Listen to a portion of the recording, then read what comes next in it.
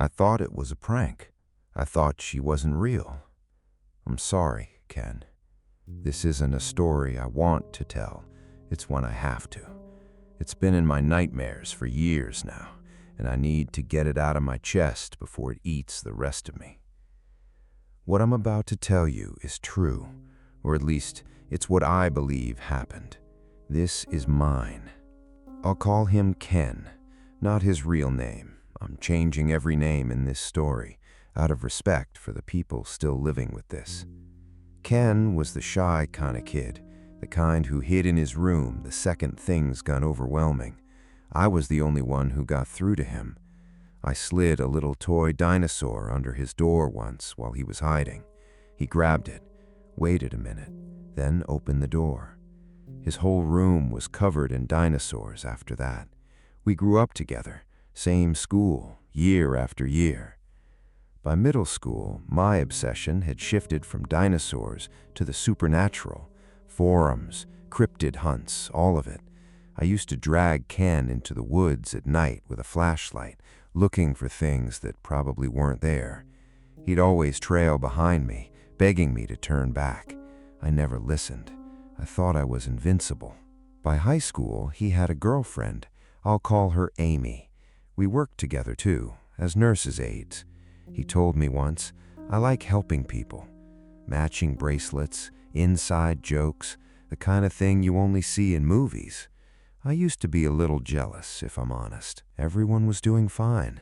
Everything would have stayed fine if it weren't for me. I've rewritten this part more times than I can count. It should have been me, not him. I was the one who suggested it. I don't wish this on anyone. I mean that. We should try Bloody Mary, I told him.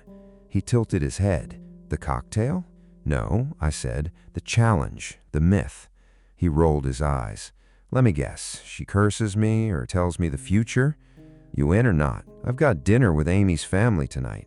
I mean at midnight. You're free by then, right? He sighed, took off his glasses, rubbed his eyes. I remember that part clearly for some reason. Fine, he said. One time. Just one. I was thrilled. God, I was so stupid to be thrilled. We bought candles on the way home, said hi to Amy, and it was just waiting. Around 1 a.m, Ken showed up at my place. We slipped into the bathroom. I'd already set everything up. Candles, dim light, a mirror. I'd also hidden a small camera behind the sink. I wanted to post it online. That was the whole plan.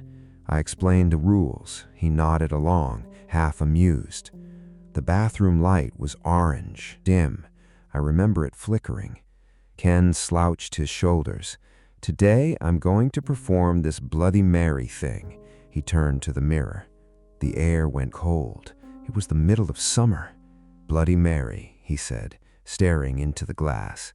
Bloody Mary, Bloody Mary. That's it, right? No, I whispered through the door. 10 more times. He sighed. Fine. Bloody Mary, Bloody Mary, Bloody Mary. I slammed the door shut on him. My biggest mistake. I laughed as he pounded on the door. I was having too much fun. This isn't funny, Sammy, he yelled. Let me out. A minute passed. Then through the door, muffled. What is that? Hey, Sammy. His voice cracked. There's someone in here. I froze. What do you mean? Who are you? He asked someone, something. I don't know, he whispered. Oh God, she's behind me, in the mirror. Ken, is this payback? Fine, you got me. I'm opening it now. I grabbed the handle. It was locked. She's grinning at me. The handle rattled hard. She let me out. I tried everything. I would have broken that door down if it weren't for the sound that stopped me cold. It's hard to describe, like several animals tearing into something at once, and under it, Ken screaming, a scream so high, so raw that I still hear it some nights. There was a smell, too, copper, iron, rot. Please, Sammy, Sammy! I was useless, completely useless. And then, one last time, barely a whisper through the door. "Mom, Dad, Amy, help me." Then nothing. I got the door open. There was no one inside, not a single drop of blood. Ken was just gone. Only the unlit candles left, the camera, the mirror. The police questioned me. A few days later, they closed the case. Their theory, Ken ran away from his responsibilities. I asked how they reached that conclusion. "You don't know? Amy was pregnant." Her family made a decision about the pregnancy.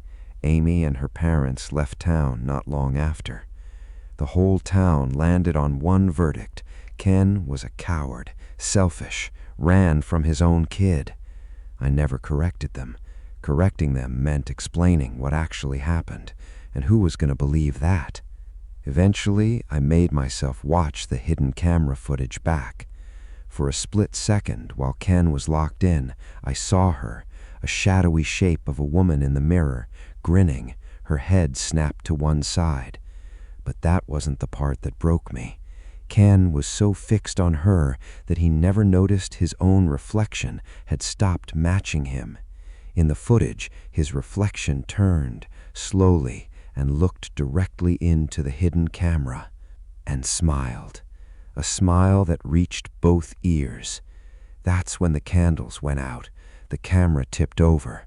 All that was left was distorted audio of the scream, louder, wetter than the one I'd heard through the door.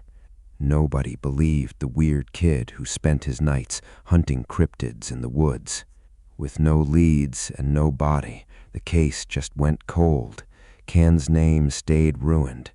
At one point, I wanted to join him, so I set everything up again. I said her name 13 times. Nothing happened. It was like the mirror didn't want him to have company. I hit the glass with my fist. It cracked. I think I heard a whimper as I walked away. I told myself I imagined it. I got lucky. I got to live a full life after that.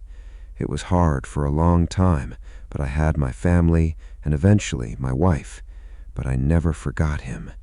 When I moved into my new house, I found an old toy in a box, the same little dinosaur I slid under his door all those years ago. It sits in front of my bathroom mirror now, every time I shower, every time I brush my teeth. Call it a good luck charm if you want. A few days ago, my wife told our families she's pregnant. Everyone's excited. I'm supposed to be a good father, and I intend to be.